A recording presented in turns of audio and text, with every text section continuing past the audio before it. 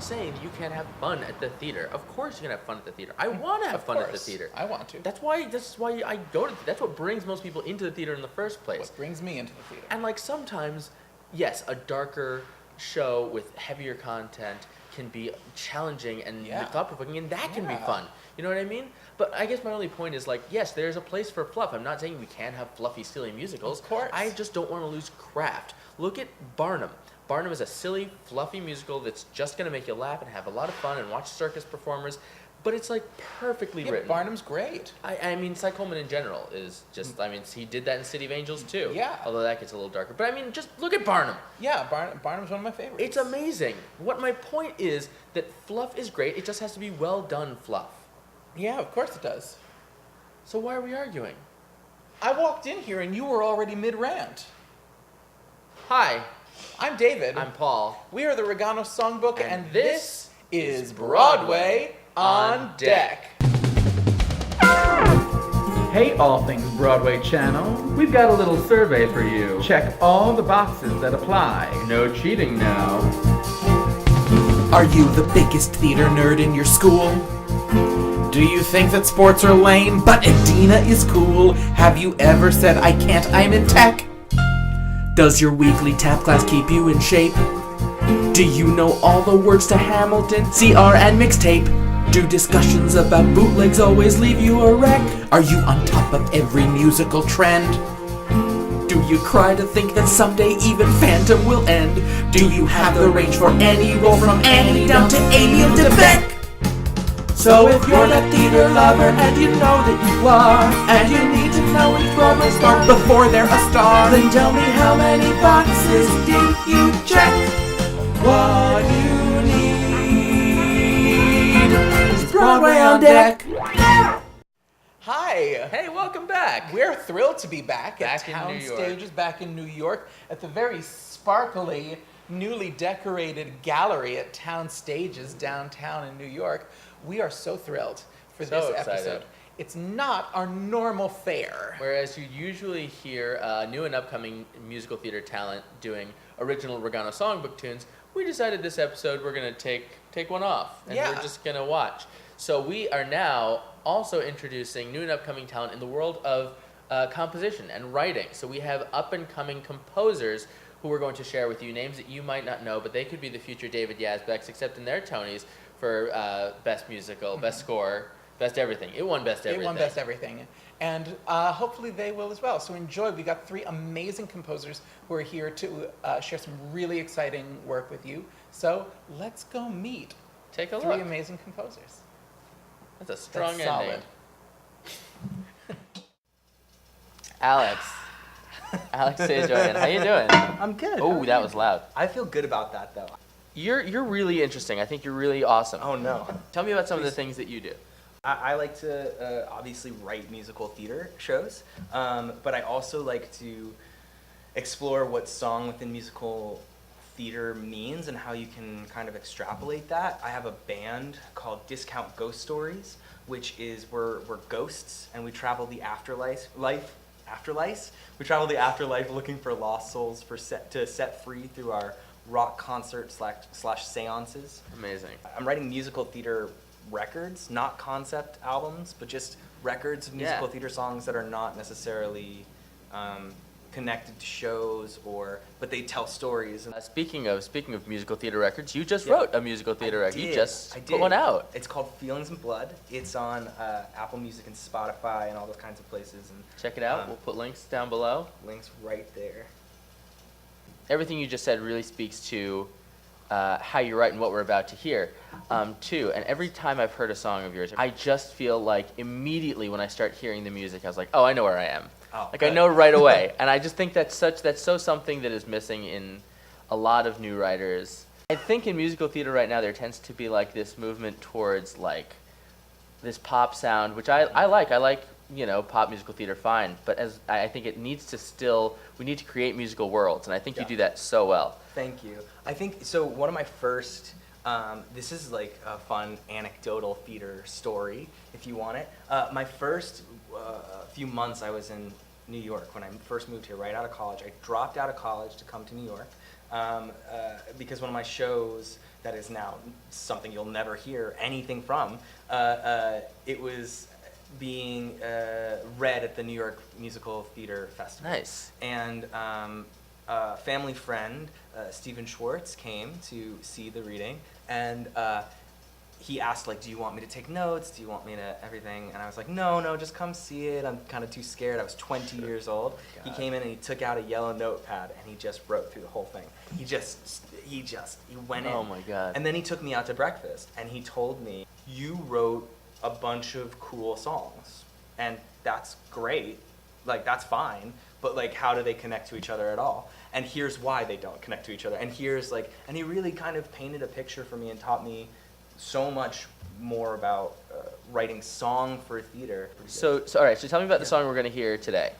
So the song that you're going to hear today, it's called The Fame. It's the lead track from the record. It's a tone poem about fame and fame culture in America and what it is to exist within all of these fame cultures when all you really want to do is write songs and you know, kind of be able to keep the memories that you had of the things that you wanted to keep, you know?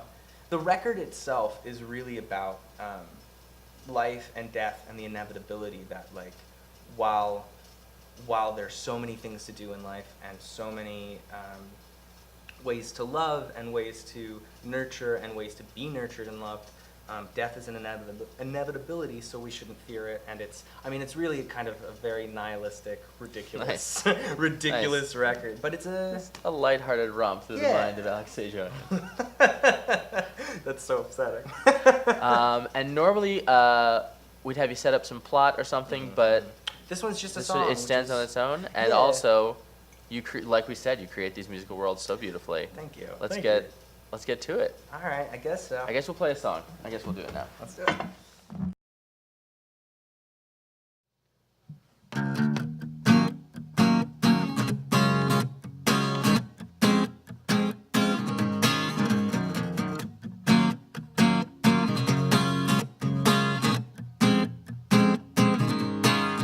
It seems I have a penchant for depression, an appetite for feeding all my pain. And every shirt I've ever owned somehow gets the same damn stain. All the stars of movies from my childhood are dying much before their time. It seems they're all depressed that they feel beyond their prime. And I think, what if that was me? Would I think the same? Could these people I respected have been fine without the fame?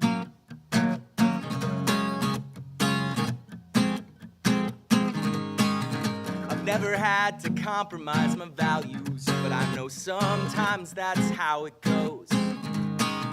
All the girls that I once loved in high school now do private webcam shows. The girl that I obsessed over in math class, she texted wondering how it's been.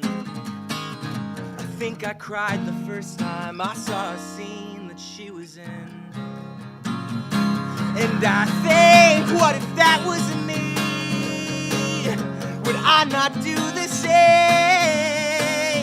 I wonder how she's feeling, dealing with her newfound fame. Oh, oh, oh, oh, oh, oh, oh, oh,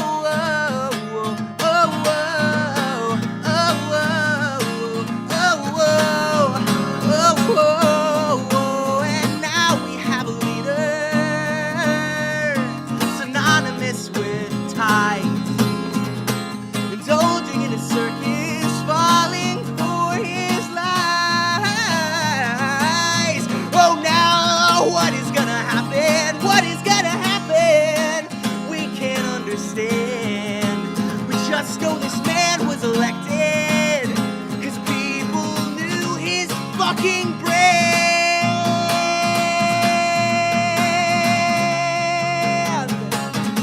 And I think, what if that was me? What if that was me, would I feel the same? Would I feel the same? Would I be as corrupted if I had his fame? No, no, no, no, no, no, no,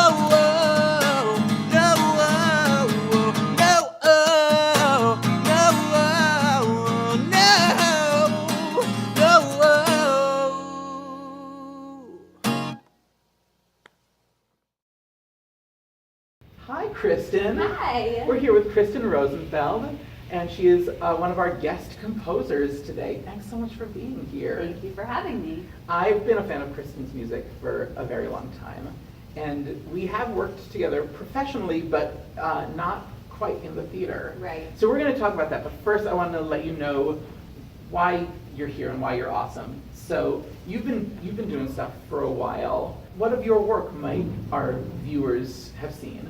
Sure. Well, I work as a musical director and as a composer, as you know. Probably the most likely thing that anybody is to have seen, I did the first national tour of Spring Awakening way back in 2008. And currently I'm the music director of Friends, the musical parody, which is running off-Broadway, very silly show running at St. Luke's. We first met teaching musical theater Yes. to Little Russian Yes. children in Brighton Beach. I think it's cool that we have you here in the capacity as a composer. Thank you. But we're also talking about what do you do when you're trying to make theater happen and you're trying to survive. Sure. And you do the musical director thing. Yep. These days, mostly I'm music directing, and then I do some teaching for several different organizations, and occasionally work as an accompanist and do some vocal coaching, and it's a mixed bag of tricks. And now let's talk about Divided. Yeah. Because I've seen a few iterations, and you're telling me that it's seriously changing Yeah, even since I've last seen it. we've done some major rewrites in the last 6 months. So we've had a few different development opportunities for Divided. So yeah, we have made a lot of changes. Let's give a little bit of plot and talk about the song that we're going to have. Sure. So Divided is actually based on a true story from a family friend of ours, family history, about her great-great-great-grandmother, whatever, who had grown up her whole life just after the Civil War, believing that her mother was dead, and then found out as an adult that her mother might be alive. Our story follows Eleanor, the mother, as she meets this northern man, falls in love with him in the very first scene of the play, and then all of the divisions and the tensions of that time, North and South, political divisions, racial divisions, religious divisions, all of these things that ultimately create havoc in her life and end up separating her from her husband and her child. So it's a period piece. Yes. But it sounds like it's also dealing with a lot of topics that are Relevant? That's one word. So we started writing the show about 4 years ago, and one of the things that has struck us as we've continued to work on it is, for example, how often the word divided appears in the news. Yeah. Right? All the time. And as we've looked at the history of the Civil War and the period just before the Civil War and looked at our current time, one of the things that has struck us as we've researched and continue to work on the piece is how similar these issues actually are to issues that we're dealing with today. And then the song, The Girl with the Light in Her Eyes, is about her rediscovering the strength and the passion that she had had as a young girl, even as an older woman who's now been through hell, essentially, and yet survived. And it is this fantastic, even though they're not together from the majority of the show, this fantastic mother-daughter story. Yes, yes. And who did you write the show with? With my mother. So we write together. She does the book and the lyrics, and I write the music, and she couldn't be here today because she's in Seattle. And I think that's a really cool relationship to have. Yes. Well, you write with your brother, I write right? with my brother. Well, let's go hear that song.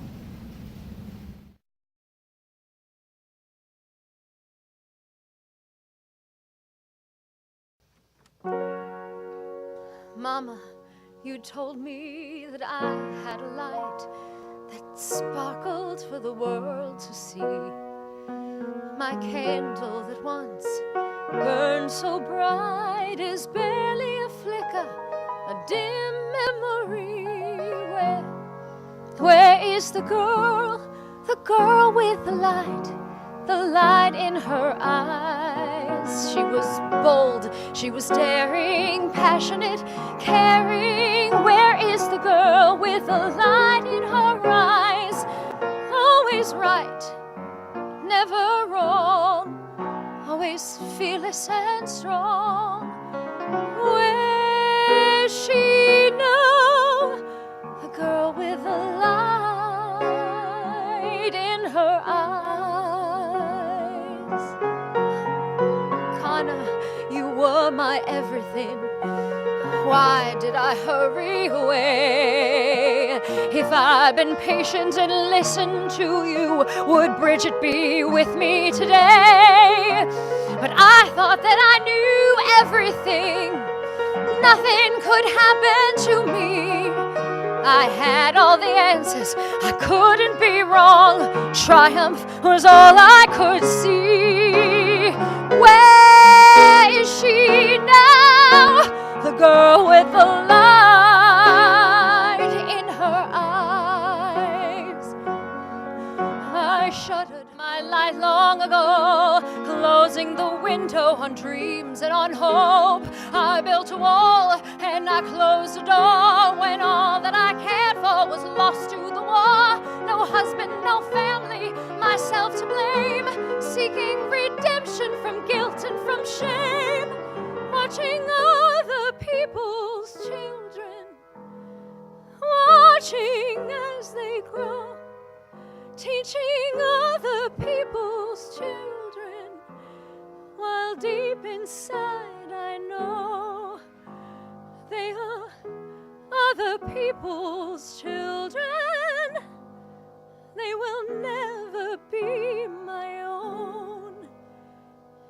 They bring other people happiness that I have never known. Can I face another loss if it isn't true? Can I face another loss if it isn't you? If I let myself feel, if I let myself care, is the girl with the light in her eyes still there? Maybe the girl who lost everything has learned that each rose has a thorn, and out of the darkness of winter, a strong woman is born. A woman who can face anything, the storm, the siege, and the war. I'm a survivor, I'll manage it now. My spirit will once again soar. I see the girl with the light in her eyes. She is bold, she is daring, passionate, caring. I see the girl with the light in her eyes.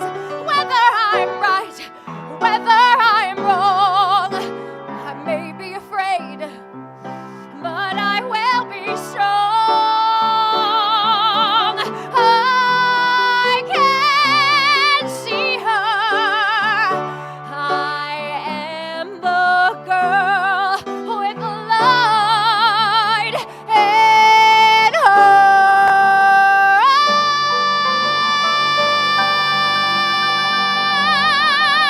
eyes. That was fantastic. Thank you so much. We're here with Christina DeCicco, who just sang from Kristen and Luanne Rosenfeld's Divided. So that was wonderful. Why don't you start by letting us know how you got professionally involved together in the first place? Well, we both worked on a show at Cap Cap 21, 21, right? yep. Called The Artist and the Scientist. It was a new musical. And it was very conceptual, so I'll just leave that and say I played Logic, which, if you know me, it makes perfect sense. But she was our music director, and she's fantastic, and we became quick friends from that, and kept in touch throughout the years. Yeah, and we actually wanted Christina to be involved with Divided a long time ago, but she wasn't free. So we're very happy that now she's involved. And I'm very free. How long have you been involved with Divided at this point? We just finished doing a workshop down at James Madison University in Virginia. We did a 2-week workshop down there, and Christina and Jameson Scott came down with us, and our director Jim Cooney, and we all did a 2-week workshop of Divided. Lot of rewrites, a lot of changes. Good stuff, all good stuff. Yeah. And other than that, it was all students? Yeah, other than that, the rest of the cast was students. Lucky for those kids, that kind of material, those kind of guest They were performers. And let's also say like why they were lucky. Let's talk about stuff that you've done. Okay, I should just brought my resume and listed. I guess most known for playing Ava in Evita, the recent revival with Ricky Martin, and I was the alternate, and then Elena took several months off, so I was the girl 6 times a week. You could have seen her. Could have, very possibly. Belting those. What are those? Those are Fs. Okay. Yeah, those are Fs. What was so interesting about it was that at first it was like, oh, we're just screaming these crazy notes, and then when you did your research and you saw videos of her making her speeches, that's what she sounded like. Wow. That high, not screeching. So we were like, oh, okay, it's coming from somewhere. But anyway, get back on track. And then I was in Spider-Man on Broadway as Arachne, Spider-Man Turn Off the Dark, and that's where I met Jameson Scott. So that was Divided was our second show together. Were you in Spider-Man at the same time as #friend of Regano Songbook Jason Gote? I was. Aww. He's fantastic. I've known him. I won't say for his sake. I won't say how long I've known him. He's a baby. A very long time. No, he's very sweet, very talented. Yeah. He's a great guy. I was definitely lucky to fly with him several times a week. It's a little varied. Yeah. A little bit of everything. That's a good resume. It's not bad. I've been lucky. And now you're here. And I'm here. It's all led you to right here. Well, and we're so glad that you came and sang with us. I'm so glad to be here. Thank you so much. Thanks, Christina of course. DeCicco and Kristen Rosenfeld. Any chance to sing this one's music, I'm in. Bonnie Gleicher, how the heck are you? I'm great. How are you doing? I am so excited. I'm so excited that you're here. For so many reasons. So this is a record-breaking interview episode of Broadway on Deck. I know we're only 4 in, but we're breaking records.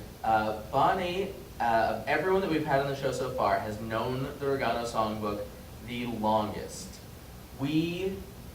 Tell the viewers about how you first stumbled into the Rigano Songbook's acquaintance. So we met when we were around 7 or 8 years old. Something like that. We grew up pretty close to each other, and we ended up going to the same dance school. We were actually in all the same dance classes. I'm sure you guys were a million times better at dancing than me. I have always been like notoriously awful, and yet we still had so much fun. Like we would hang out during class, we'd hang out after class. Yeah. We'd hang out, getting ready and changing into our different shoes and tap and jazz and the whole thing. And so I think it was just afternoons at Dance Cavis. Yeah, we just we were always bonded by our love for theater, and it's amazing because it's still continued on. Because here we are. We were just talking about this. That like, how many people do you know that are still doing it? I think that's always a nice thing. That's important. So between when we were 7 or 8 and like now, tell me a little bit about like what has occupied your time. I started doing a lot of like community and regional theater, and then I started performing in New York. I did off-Broadway and Broadway. That's right. I performed on the Broadway tour of Annie, and I also was in the Broadway production of Jane Eyre. and I originated the role on the cast album. And when I got to high school, I started writing music on the piano. And when I got to college, one of my demos was heard by an A&R at Decca Records. And he brought me to his office and he said, play some stuff for me. And I was so no excited. pressure. Yeah, I was so excited. I started playing my music, and at the end, he looks at me and he was like, he's like, I think this is great. He's like, but I hear theater in it. And I thought that was really interesting because I think that's when I had the realization that, oh my gosh, like, I need to be writing theater. That makes 100% so much sense. And I just haven't really stopped ever since then. I've written 5 shows now. My collaborator and I, we wrote actually an adaptation of Stargirl, which is a young adult book. It was a bestseller a couple years ago. And we actually just flew to LA a couple weeks ago to see it performed by a middle school. That's which was like amazing. Total dream come true because you're seeing finally these like eccentric, funny, cute characters played by the ages that they are. So you see, things that happen like bullying and romance happen in real time. So, yeah. Were they all like super psyched though that you came out? That it was they were so excited. Composers here. Yeah, you sign autographs and they take photos with you, and it's the sweetest thing because you have to remind yourself how exciting if the tables were turned and you were them and they were you, and just how amazing that would have been for you as a kid. Right. So tell us about the song that we're going to hear today. So the song you're going to hear today is called Watch Me Fly. It's from the musical Addy and Uno, which is an off-Broadway musical. It's now running into its 8th month, running off-Broadway on 42nd Street. And information down below. Yeah, addyanduno.com. And I'm the composer lyricist, so that means I write the music and lyrics. The show really, while it is about, a character who has autism, and there are other characters like his best friends who have a hearing impairment or a visual impairment or they're in a wheelchair, that's just what their difference is. I think we also have ours. And so the show is really about valuing our differences and being kind. Yeah. So the song you're going to hear, Watch Me Fly, is the anthem of the show. It's sung halfway through, where we meet RJ. RJ's in a wheelchair, but he has this great big dream of flying to the moon someday and building a homemade rocket that'll get him there. And he's so excited. He's been working on this rocket for so long, and he's just finished the finishing touches on it. And then out come the bullies, and they see this whole group of kids who are all different, and they start making fun of them. One of them takes the rocket and breaks it, she just takes it and pulls it apart and throws it in the trash. And RJ can't believe it. And he says, no, I want to be on my own. I want to be alone. So everybody leaves the stage. And so spotlight on him, and he sings a song about never giving up. We're going to hear it now. Yeah. I'm excited. All right, let's take a listen. Awesome. Yeah.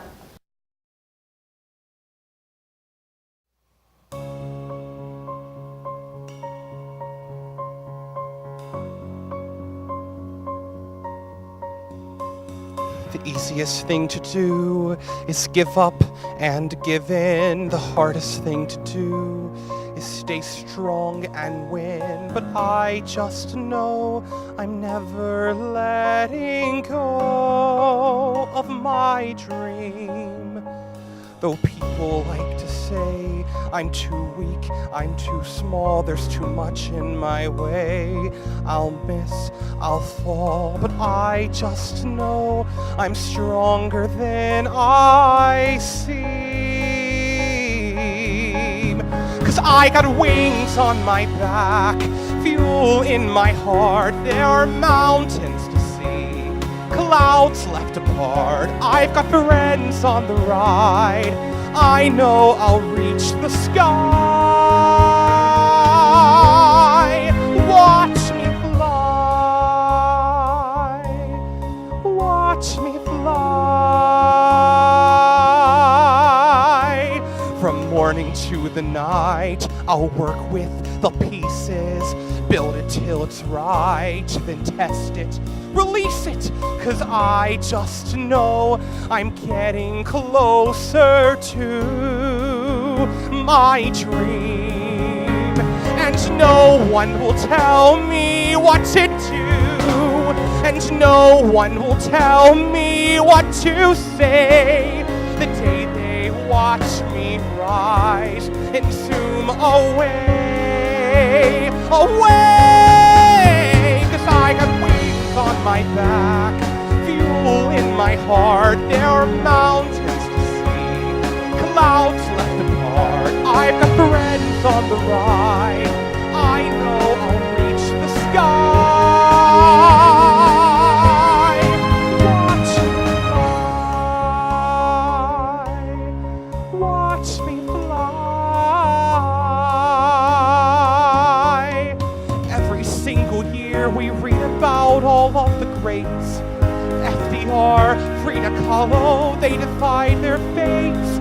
And every time I see a star shoot across the sky, I look at it and think, if they can, why can't I? Watch me fly.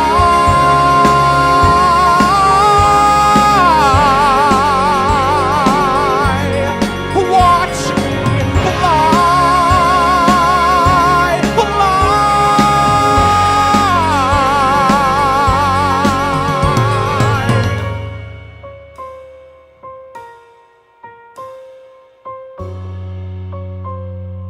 Watch me fly.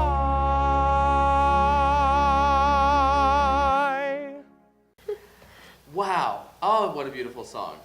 That was so wonderful and so beautifully performed by Brent Michael Jones, music and lyrics by Bonnie Gleicher, sitting around listening and crying by Paul Rigano. Brent, tell me about you and how wonderful you are, and tell me, okay, first of all, you are still in school, is this correct? Yes. Stay in school, kids. Yeah, I'm a rising senior, 4th year, going into my senior year at Marymount Manhattan College. Marymount As Manhattan an College. MT. Half the Rigano songbook is a Marymount Yes. graduate. So tell me about what's your favorite kind of show to do?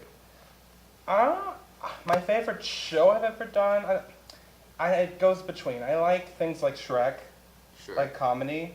I'm not super great at it, but it fulfills me. Okay. And then I like the dark things, like I did Sweeney Todd last summer. I was a little small Sweeney Todd. Yeah. And I played the Beatles, so things like that. I like doing shows where the music fulfills me. Well, yes. You've certainly found that in Addy and Uno. Yes, it's great. 45-minute show, and I have this great song in the middle of it that fills my heart every week that I get to sing it. So talk to me a little bit about the rehearsal process and the journey of this show too, because there were so many things while I was listening to it that I was like, oh, that's a really interesting choice, and I wonder if that was more Bonnie or that came from Brent. Tell me about it. Luckily, Bonnie writes a lot of the riffs in the song, and so I didn't really have to make up anything. Got it. Kind of Jason Robert Brownie in that way. Yes, and she gave a great song, and now that I've been doing it for a year and a half, it's just become my own, and I guess nothing was chosen. It was just it was a natural progression, and the song just organically became what you just heard today. Well, thank God it did. It's beautiful. So you auditioned, you said, on election night, and that would have been almost 2 years ago, and that was in school because it started, the seeds were planted at Marymount. Yeah, we did a workshop production in December of 2016 now? 2016, December of 2016. And so I auditioned for that. I sang a Shrek song, Who I'd Be, and then it just kind of went off from there. And the way that the show moved, it was a really fast process. We started out in a classroom at Marymount, and then we went to the film festival, and then we had our debut production at the 14th Street Y, and then 2 producers came to see it there, and they saw it when schools came, so the whole theater was just packed with these like wildly excited kids, and after the show, they just said, we have to produce this. This is so amazing, and we have to move this uptown immediately, and that's what happened. So fast. I know to a lot of our viewers, 2 years from first workshop to off-Broadway run may seem like, oh, that's 2 years of life. That is unbelievably fast. That's amazing. Yeah, it's not even to the quality. It was only 1 year. That's right. It was 1 year because you've been running for 8 months. So But the yeah. characters have been being developed for years. So the whole process has been, so incredible. It's it's great when you're an impatient person and you love to do things and you love to see things come to form. And if we all want to experience that same thrill and that same joy of hearing that beautiful music and hearing that amazing song again in the context of the show with puppets and smiling, beaming children, tell me, just give us the plug. Where are we running? Yeah, so we're running at Theater Row, so 42nd and 9th Ave. The Kirk Theater. The Kirk Theater. Yes. And we're running once a week.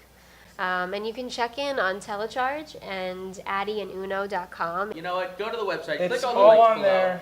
Find Yeah. the It information. changes. Book your tickets. Yes. Get your camp group to go. Spend all your money on the show. It's great. And these people are great. Thank you. Thank you so much. This is such a weird ending. So great. That's great. You are wonderful. Thank you so much for Wow. having us. Thank you.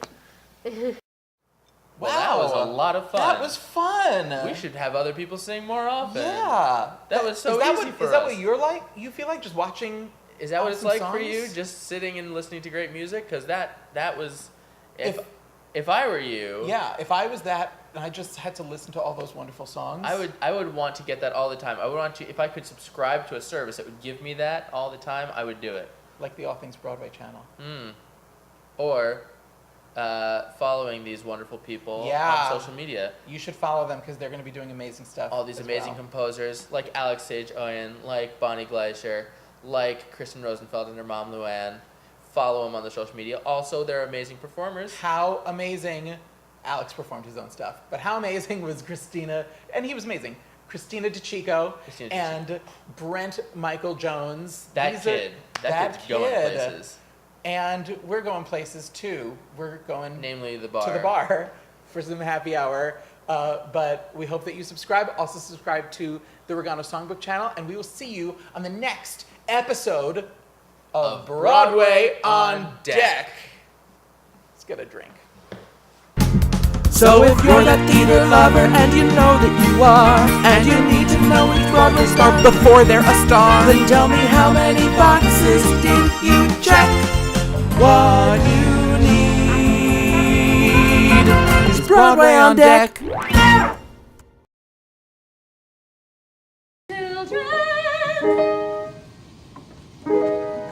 Maybe I just have to look at you. Because if I remember when I turn to you and look at you, I have no problem singing it.